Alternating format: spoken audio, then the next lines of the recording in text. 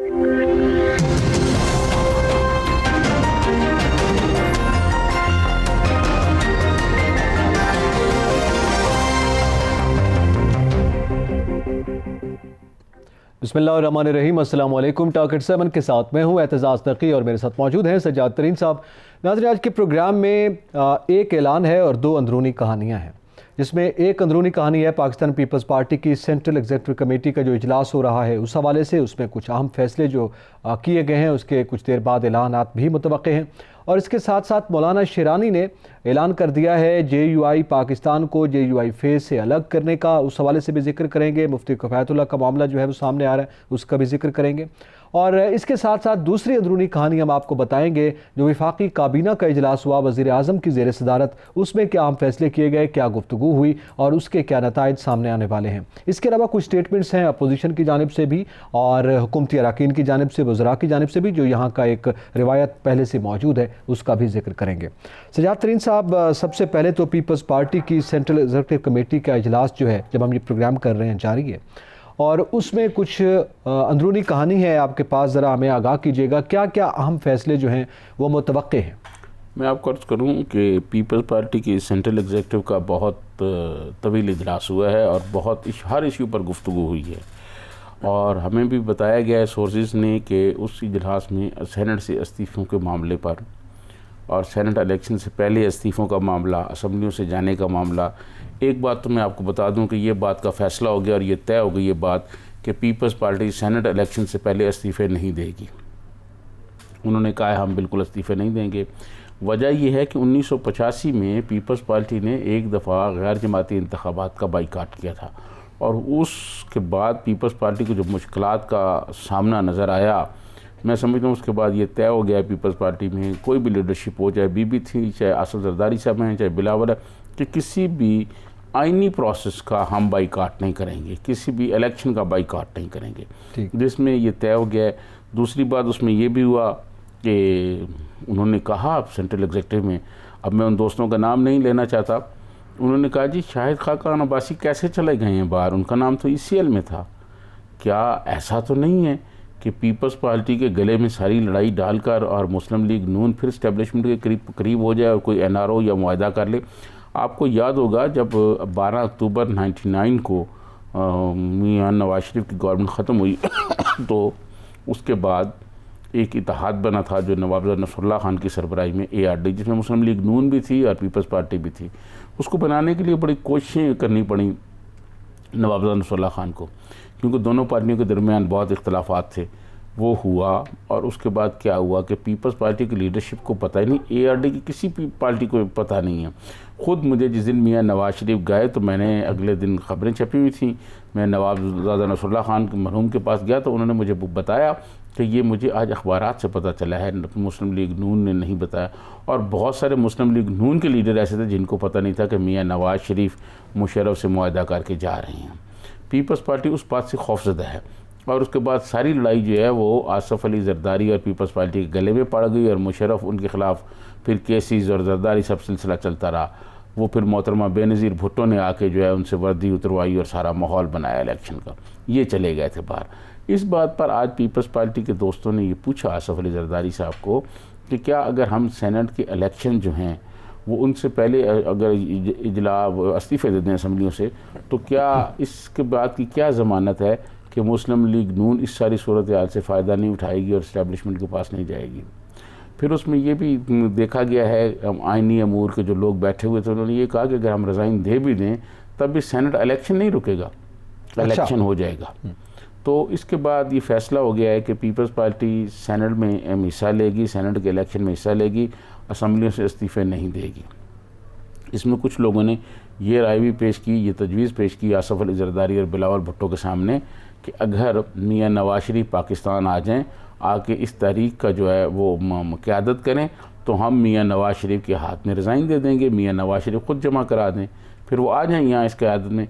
ऐसा नहीं है कि मियां साहब ख़ुद लंदन बैठे हुए हैं और यहाँ जो लीडरशिप है फिर मुश्किलात उसके लिए पैदा हो जाएँ।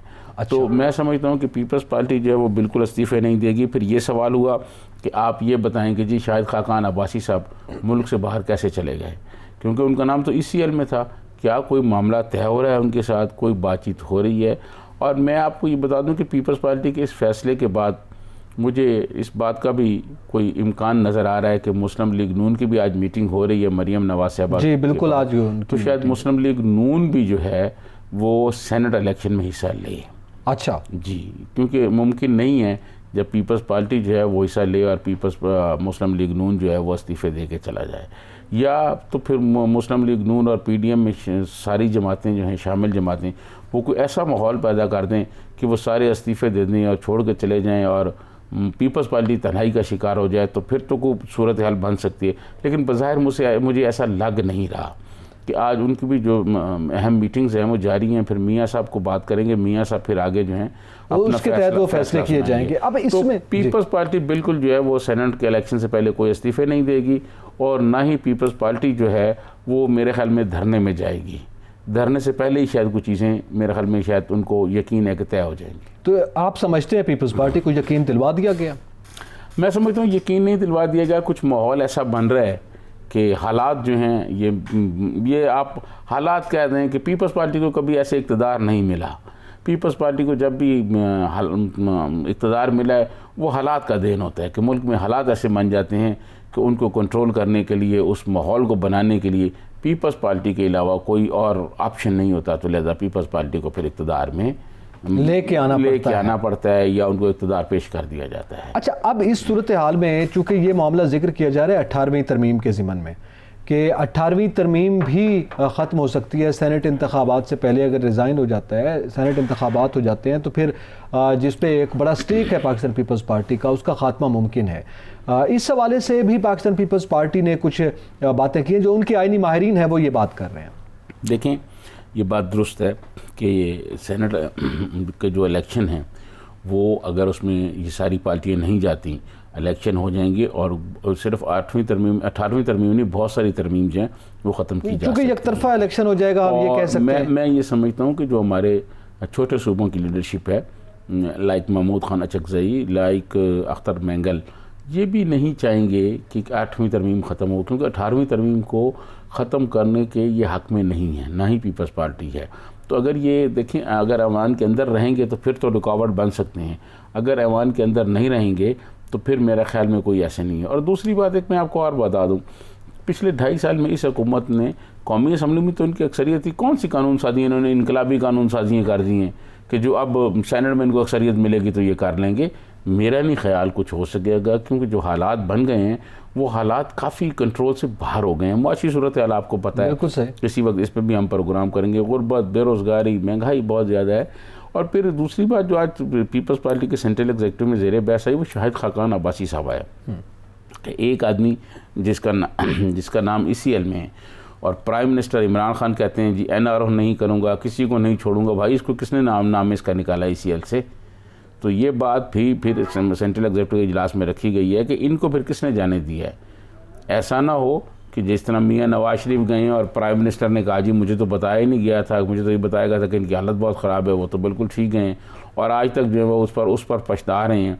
आखिर किसी ने तो उनको भेजा है ना, मियाँ साहब के लिए किसी ने तो माहौल बनाया है। सही। फिर शायद आज जब कैबिनेट में आएंगे तो मैं इसमें बात करूँगा, कैबिनेट मीटिंग में ये लोगों ने क्वेश्चन किए हैं। जी बिल्कुल, सवालात हुए हैं उस पर भी सवाल। अच्छा, इस पे अब ज़ियातरीन साहब, इसका मतलब है ये जो हुकूमती वज़रा बहुत पहले से कह रहे थे कि PDM के अंदर जो बड़ी जमातें हैं उनके अपने दरमियान कोई इत्तफाक़ राय नहीं पाया जाता।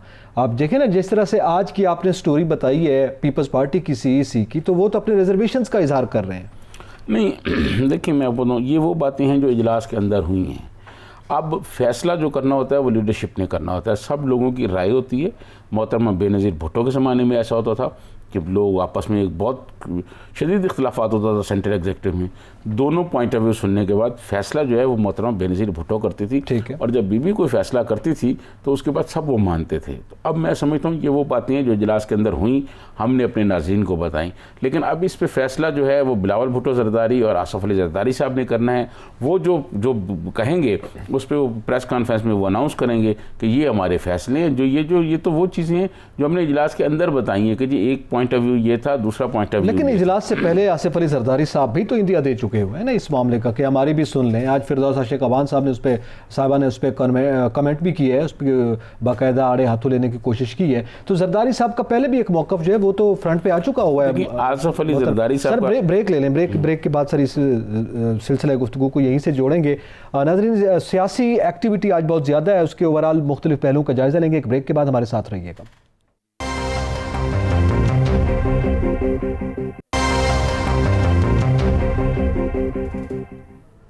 वेलकम बैक नाज़रीन। बात को वहीं से जोड़ेंगे जो सियासी सूरत हाल इस वक्त पैदा हुई है उस हवाले से।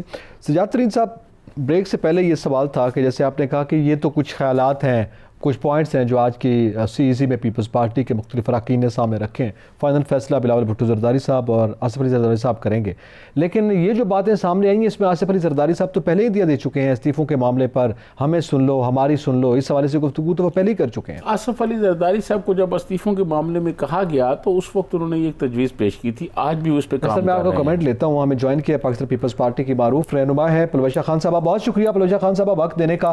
मैडम बताइएगा, आज CEC में कुछ ज़ाहिर है इजलास जारी है, कुछ अहम फैसले जो हैं वो भी सामने आएंगे, लेकिन हम ये जानना चाहेंगे कि इस्तीफ़ों के मामले पर पहले से एक राय हुकूमती अरकान में भी मौजूद थी, एक राय मौजूद थी कि पाकिस्तान पीपल्स पार्टी इस्तीफ़े नहीं देगी, और वही बात आज की इतलात बता रही है कि CEC में भी डिस्कस हुई हैं। क्या कुछ हुआ?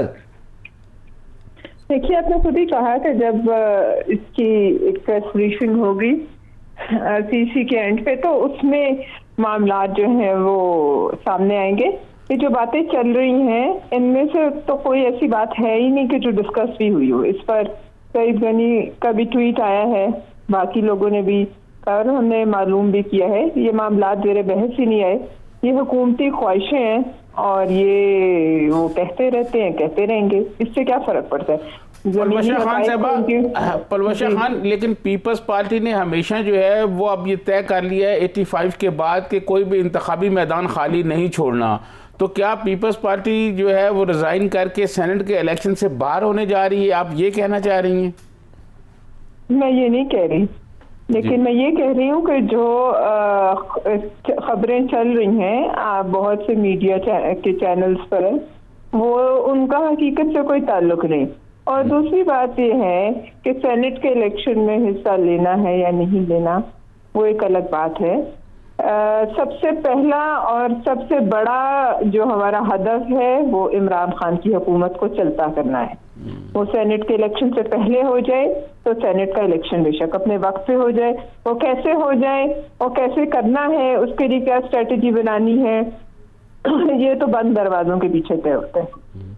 नहीं, लेकिन आप ये बताएं कि पाकिस्तान का एक आइन है, उस आइन के तहत ये मुल्क चल रहा है, हुकूमत चल रही है, इसको क्या आप धरनों से और जत्थों के जरिए निकालना चाहते हैं या कोई आइनी फार्मूला भी है आपके पास? जी, ये वही आइन उस वक्त भी था जब ये हुकूमत 126 दिन, ये पार्टी जो अब बैठी हुई है हुकूमत में, धरना दे के पार्लियामेंट के बाहर बैठी थी। ये आइन उस वक्त भी था जब सुप्रीम कोर्ट के बाहर कपड़े टंगाए गए थे। ये आइन उस वक्त भी वही था जब PTV पे हमला किया था। और इस आइन के तहत धरना देना या एहतजाज करना, इसकी मुमानियत नहीं है।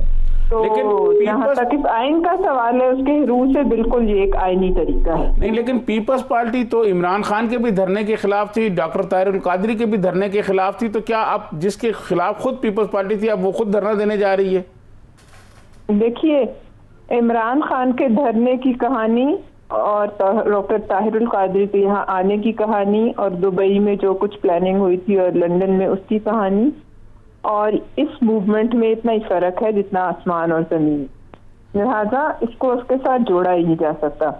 PTI का बनना, PTI की पैदाइश, मीनारे पाकिस्तान के जलसे से लेकर उस धरने तक हर चीज जो है उसकी अगर कभी तारीख में लिखा जाएगा तो ऐसी चीजें होंगी कि जैसे आपने सुना होगा ना, टेस्ट ट्यूब बेबी होता है, ये भी एक टेस्ट ट्यूब बेबी है। और उसकी जो है, जब वो टेस्ट ट्यूब बेबी पैदा होते हैं तो उनमें कोई ना कोई कमियां भी रह जाती हैं। लिहाजा ये एक एस्टेब्लिशमेंट की फैक्ट्री में तैयार किया हुआ टेस्ट ट्यूब बेबी है। और अब जाहिर है इसकी शेल्फ लाइफ खत्म हो रही है, तो ये अपने साथ साथ मुल्क को भी तबाह करता जा रहा है। लेकिन लिहाजा पलवशा खान साहबा, प्राइम मिनिस्टर इमरान खान ने चकवाल में खड़े होकर एक बयान दिया। उन्होंने कहा जी अपोजिशन तो चाहती है कि फौज मेरा तख्ता उलट दे। ऑपोजिशन क्या चाहती है और क्या नहीं चाहती, वजीर आजम जो है अज्यूम किया जा सकता है, उम्मीद की जा सकती है कि उन्हें कोई ना कोई एजेंसी, कोई ना कोई इदारा रिपोर्ट करता होगा। अगर उनके पास ये खबरें हैं कि फौज उनका तख्ता उलटना चाहती है, तो उसके लिए कोई सदबाब करे। खड़े होकर मातम करने से तो ऐसी बातें नहीं रुकती ना। इससे पहले माजी में भी जब कभी ऐसा हुआ तो फिर पार्टीज ने कोई लाएअमल बनाए, कोई तहरीकें चलाई, कोई MRD बनी, कोई ARD बनी। खड़े होकर मातम तो करने से खाली साजिशों का मुकाबला नहीं होता तरीन साहब। अगर ये उन्हें पता है, पहली दफा नहीं कहा, ये दूसरी तीसरी दफा का है, तो अगर कोई ऐसी खबरें हैं या उन्हें कोई झाड़ पड़ी है तो फिर उसका सदेबाब करें। लेकिन और प्राइम मिनिस्टर ने आईनी जो जमहूरी कुव्वतें हैं उनसे मिलना चाहिए और उन्हें जाकर बताना चाहिए कि जी ये मामला है। तो अपने जो उनके मुआवनीन और इनके वजीर उनकी जबानों को लगाम डाल के और फिर इंसानों की तरह जाकर ऑपोजिशन से अपने मामलात जो है, अपने रोने उनके सामने पेश करें कि ये होने वाला है। हुकूमत ने तो कहा है कि मुज़ाकरात जो हैं वो पार्लियामेंट के अंदर हो सकते हैं, जो पार्लियामेंट के अंदर जमातें मौजूद हैं उनसे मुज़ाकरात हो सकते हैं। अपोजिशन जो है मुज़ाकरात करने के लिए तैयार नहीं है। इनसे क्या मुज़ाकरात करने हैं? वो लोग जो कि अंडे, सब्जी, अदरक, इन चीजों की कीमत कंट्रोल नहीं कर सकते, उससे कौन मुज़ाकरात करेगा? इनके हाथ में है क्या? आप बता दीजिए। जो खुद खड़े होकर कह रहे हैं कि फौज जो है वो तख्ता उलटने जा रही है, उसके हाथ में क्या है? लेकिन पीडीएम में शामिल कुछ नहीं कर सकते। पलवशा खान साहब, पीडीएम में शामिल जो कुछ जमातों के लीडर्स जो हैं वो इस कौमी सलामती के इदारों पर तनकीद कर रहे हैं, जिससे दुश्मन जो है उस पर मीडिया, दुश्मन के मीडिया पर वो चल रही हैं। ये इस तरह की सूरत हाल तो नहीं होनी चाहिए कि कौमी सलामती, आप सियासत में कौमी सलामती के इदारों को ले आए और उन पर तनकीद करें। तरीन साहब, मैं नहीं समझती कि कौमी सलामती जिनके कंधों पर है वो इतने कमजोर हैं कि किसी एक शख्स की या चंद लोगों की तनकीद से वो हिल जाएं या उनकी जो है सलाहियत पर कोई कमी आए। और कौमें जहाँ जमहूरियत होती है वहाँ बहुत सी चीज़ों पर जो है तनकीद होती है। इस दुनिया में बड़े बड़े बरगजीदा हस्तियों पर तनकीद हुई है, तो तनकीद से इदारे टूटते फूटते नहीं हैं, पनपते हैं। और किसी चंद लोगों की तनकीद से ये हमारे इदारे जो है इतने कमज़ोर नहीं हैं कि उनको कोई फ़र्क पड़े। लेकिन हाँ, अगर हुकूमत बैठकर किसी एक शख्स के खिलाफ मुकदमा दायर करती है और उसको कैबिनेट में लाती है और वहाँ से मंजूरी देती है, तो फिर समझे कि हुकूमत हिली हुई है। फिर ये एक लम्हा फिक्रिया है, फिर ये बड़ी कमज़ोरी की निशानी सामने आती है।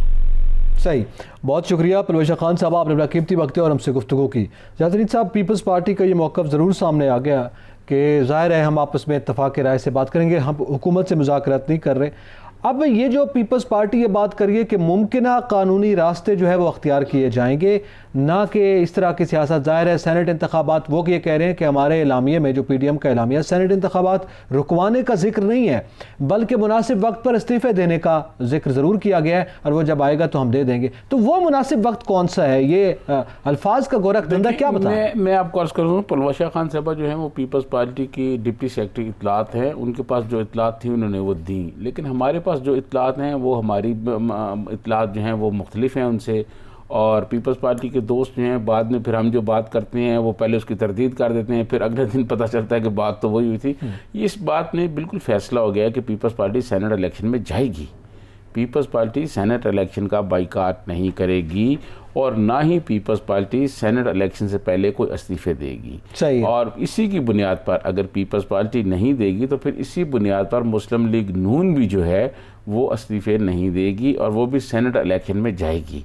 क्योंकि ऐसा नहीं है, अगर ये दोनों जमातें अलहदा वो इस्तीफे दे दें और ये चले जाएं, तो फिर पीडीएम का शिराजा बिखर जाएगा। तो मेरे ख्याल में दोनों तरफ जो लीडरशिप है वो जहांदीदा है, चीज़ों को समझती है। फिर और आपको पता है आसफ अली जरदारी साहब, जिनको मफामत का शहनशाह कहते हैं, वो पीडीएम में भी मफामत कर रहे हैं, वो इर्द गिर्द में भी मफामत कर रहे हैं, वो पिंडी में भी मफामत उनकी चल रही है। और आजकल जो है वो अपने कार्ड्स उन्हें अपने छाती के साथ लगाए हुए हैं, किसी को दिखा नहीं रहे, लेकिन वो कुछ ना कुछ बातें बताते रहते हैं अपने दोस्तों को, मिलने वालों को, वो कुछ चीज़ें और आने वाली जो सियासत है वो उसके बारे में बता रहे हैं। कुछ बातें ऐसी भी मेरे इल्म में हैं जो मेरे ख्याल में ऑन एयर कहीं नहीं जा सकती, अभी वक्त नहीं है उनका, वक्त कभी आएगा तो हम कह देंगे। मैं ये समझता हूँ कि चीज़ें जो हैं कि कहीं और सेटल होने जा रही हैं। अच्छा। और शायद हो सकता है कि ये पीडीएम को ये जो लॉन्ग मार्च है और ये धरना है, शायद ये नौबत भी ना आए, उससे पहले कुछ मामला हल हो जाए, उससे कुछ डिमांड्स पूरी हो जाए अपोजिशन की। अब मैं सच इस तरह नहीं कह रहा कि अपोजिशन की जो डिमांड है शायद उससे पहले कुछ चीज़ें सेटल हो जाएं। अब वो सेटल किस अंदाज में होती हैं इसका भी तयन करना शक्ल का तयन मेरे ख्याल में ज़रा अब वो इस वक्त वो नहीं है हमारे लिए, वो नहीं है, पॉसिबल नहीं है इसका, लेकिन कुछ ना कुछ चीज़ें सेटल होने जा रही हैं। चलें जी, दूसरी जानिब हुकूमती सतह पे भी इजलास वज़ार वफाकी काबीना का, उसमें भी कुछ अहम फैसले हुए, उसका जिक्र करेंगे। एक ब्रेक के बाद हमारे साथ रहिएगा।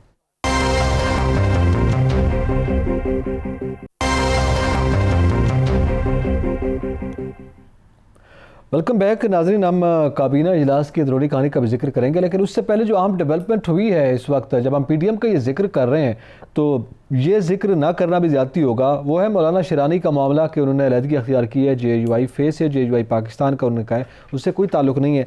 शायद तरीन साहब, हमने आपको याद होगा इससे पहले भी शिरानी साहब के मामले पर, उनके मौक़िफ़ पर जो कि JUI फेस से अलग था, उस पर गुफ्तगू की थी मौलाना अताउर रहमान साहब से। उन्होंने ज़ाहिर है बड़ी एहतियात के साथ बड़ी मोहतात गुफ्तगू की थी, लेकिन अब तो उन्होंने वाज़े तौर पर ये ऐलान भी कर दिया और उनके जो गुफ्तगू है उससे ये लगता है कि किसी प्रोग्राम में उन्होंने शिरकत की है जिस पर शायद पूछगछ हुई है, उस पर उनका जो है रिजर्वेशन सामने आई हैं। अब मैं समझता हूँ कि सियासी हालात का जब दबाव आता है या आप यूँ समझ लें कि हालात का जबर जब होता है तो फिर पॉलिटिकल पार्टियों के अंदर से कुछ पार्टियाँ बनाई जाती हैं, कुछ हम ख्याल ग्रुप पैदा किए जाते हैं। और ये आज की बात नहीं है, ये बहुत पुरानी बात है। मतलब 5 जुलाई 1970 को जब भुट्टो साहब को गिरफ़्तार किया गया, उसके बाद फिर जतोई साहब ने नेशनल पीपल्स पार्टी बनाई, फिर और कई पार्टियाँ बनी। इसी तरह फिर मुस्लिम लीग आप देख लें, कायद-ए-आज़म हज़रत कायद-ए-आज़म साहब ने मुस्लिम लीग बनाई, आज वो कितनी मुस्लिम लीगें हैं। और नून लीग के अंदर से फिर काफ लीग निकाली गई, फिर उससे पहले एक जनीजो लीग निकाली गई।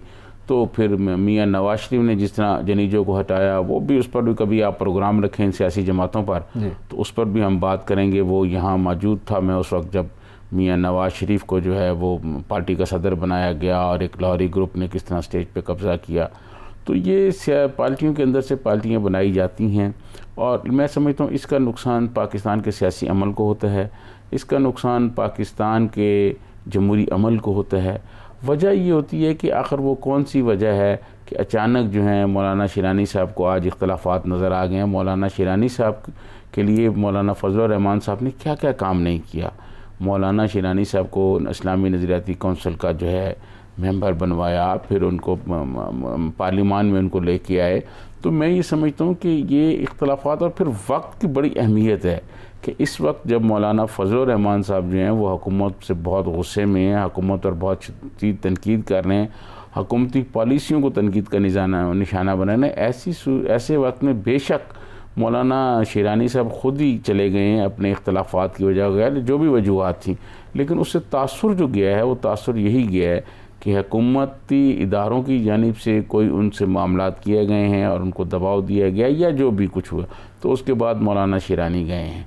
मैंने अपने पिछले प्रोग्राम में भी आपको ये कहा था कि JUI वही होगी जिसके सरबराह मौलाना फजलुर रहमान साहब होंगे और इसी तरह आप जितनी मर्ज़ी JUI बना लें। आपको याद होगा एक JUI सीन भी थी जिसमें समीउल हक साहब जिसके सरबराह थे और फिर समीउल हक साहब पर जो इल्ज़ामात लगे और जिस किस्म की बातें हुई वो तो ऑन एयर कहीं भी नहीं जा सकती, दोहराई भी नहीं जा सकती।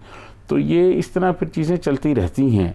लेकिन मैं समझता हूँ कि JUI की जो सियासत है वो ख़त्म नहीं होगी, जिस तरह पीपल्स पार्टी की ख़त्म नहीं हुई। ज़िया उल हक ने भुट्टो को फांसी दे के ये समझा था कि पीपल्स पार्टी ख़त्म हो गई है अब, लेकिन पीपल्स पार्टी वही रही ना जिसकी सदारत बुनियादी सियासी जमात होती है वो जिंदा रही, बेनज़ीर भुट्टो के पास थी। तो मैं ये समझता हूँ कि ये इख्तलाफात इस वक्त की जो टाइमिंग है वो बड़ी अहमियत है उसकी।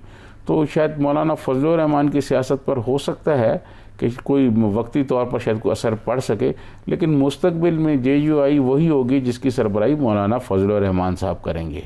ठीक, बाकी मेरा नहीं ख्याल कि कोई दूसरी पार्टी चल सकेगी। चलें, अब इसके साथ चूँकि वक्त अपने ख़त्म के करीब है तो मैं चाहूँगा थोड़ी सी काबीना इजलास की अंदरूनी कहानी, उसमें ज़ाहिर है बहुत से आम फैसले भी हैं जो कि हमारी ख़बरों का भी हिस्सा है, उस पर गुफ्तगू इतनी ज़्यादा नहीं होगी, लेकिन सियासी मामलात आज हमारा मौजू है। तो उसमें आज जो इस्तीफ़े दिए गए हैं, स्पीकर को जमा करवाए गए हैं, आज बड़ी शद्दोमत से वज़ीर आज़म साहब ने कहा है कि स्पीकर को हिदायत जारी की है कि वो फौरी तौर पर उनके इस्तीफ़े कबूल करें, बिला ताख़ीर इस्तीफ़े जो हैं उनके कबूल किए जाएँ जिन्होंने ये इस्तीफ़े पेश कर दिए हैं। तो ज़ाहिर है वज़ीर आज़म साहब अपनी जानिब से इमरान खान साहब ये बताना चाह रहे हैं कि हमें इससे कोई फ़र्क नहीं पड़ता, बल्कि आप में से जो भी इस्तीफ़े देने आएगा फौरी कबूल होंगे। देखिए, मैं आपको अर्ज़ करूं, बात यह है कि प्राइम मिनिस्टर इमरान खान के पास इंफॉर्मेशन फ़िल्टर होकर आती है, सारी चीज़ें उनको बताई जाती हैं, उनके इल्म में होती हैं और उनको ये पता है कि इस्तीफ़ों का, अगर हमें पता है कि इस्तीफ़े नहीं आ रहे उस तरह इस्तीफ़े नहीं, और जो लोग जज्बाती तौर पर दे रहे हैं वो 2-4-10 का वो कह रहे हैं मंजूर कर लें, ये क्या बात हुई? ऐसा नहीं हो सकता नकी साहब कि 400 लोग इस्तीफ़े दें और आप ज़मीनी इलेक्शन करा लें, फिर ऐसा नहीं होगा, ये लोग घर नहीं बैठ जाएंगे, फिर वो बहुत सूरत हाल ख़राब हो जाएगी। मैं समझता हूँ उस हवाले से जो मैंने पहले बात की कि कहीं बातचीत हो रही है, चीज़ें को सेटल किया जा रहा है और हो सकता है कि आने वाले 2-4 महीनों में चीज़ें बिल्कुल सेटल हो जाएँ। आज वफाकी काबीना के इजलास में खुद एक वफाकी मिनिस्टर ने मुझे ये बताया, बल्कि 2 लोगों ने बताया, उन्होंने ये कहा कि आज शाहिद खाकान अब्बासी की गूंज भी आई कि शाहिद खाकान अब्बासी कैसे चला गया है। और एक मिनिस्टर साहब ने यह भी कहा है कि देखें जी, बात ये है प्राइम मिनिस्टर इमरान खान साहब को काबीना में कि देखें जी, हमने ये बहुत करप्शन चोर का चूरन बहुत बेच लिया है, अब हमें अपना बयानिया तब्दील करना पड़ेगा और हमें अपनी कारकर्दगी दिखानी पड़ेगी। महंगाई बहुत ज़्यादा है, अंडों का जिक्र हुआ, अंडे बहुत महंगे हो गए हैं, सर्दियों में लोग बहुत परेशान हैं। इसी तरह और उन्होंने कहा जी मसाइल हैं, फिर आपको पता है कि मीडिया में ख़बरें आ रही हैं कि अगले महीने जो हैं जनवरी और फरवरी में जो गैस का बड़ा शदीद बहरान हो जाएगा, उस हवाले से भी एक बहस चल रही है हमारे मुल्क में। तो मैं ये समझता हूँ इस वक्त जो इजलास हुआ इस दौरान उन्होंने कहा कि जी अब ये छोड़ दिया जाए कि जरदारी चोर है या मियाँ नवाज शरीफ चोर है या मियाँ शहबाज शरीफ है या किसी और का नाम लें। तो ये सारी चीज़ें जो हैं आज कैबिनेट में डिस्कस हुई हैं, लेकिन मैं ये समझता हूँ कि कैबिनेट में बजाय अपोजिशन डिस्कस करने की या किसी के खिलाफ मुकदमे बनाने की बातें डिस्कस होने की बजाय अगर आवाम की बेहतरी के लिए कोई फैसले किए जाएँ, बेहतरी के लिए मामला डिस्कस हो, वो काबीना में कम से कम नहीं होना चाहिए, वो ज़्यादा बेहतर है। और एक बात मैं आपको और कहना चाहता हूँ कि बलूचिस्तान में जो दहशतगर्दी हुई है कुछ देर पहले ही, तो मैं समझता हूँ ये बड़ा अफसोसनाक वाक़या है और सबको इस तरफ तवज्जो देनी चाहिए कि हमारा जो दुश्मन है वो एक दफ़ा फिर मुतहर्रिक हो गया है और इस बात पर तो बहुत ख्याल रखना चाहिए, क्योंकि आपको पता है कुलभूषण जब पकड़ा गया था तो उसने ये कहा था कि वो बलूचिस्तान में और कराची में दहशतगर्दी के नेटवर्क चला रहा है। तो आज जो वाक़या है ये बहुत अफसोसनाक है, सीरियस लेना चाहिए इन वाक़यात को भी और इस पर भी हमें सद्दबाब करना चाहिए, पूरी कौम को एक होना चाहिए।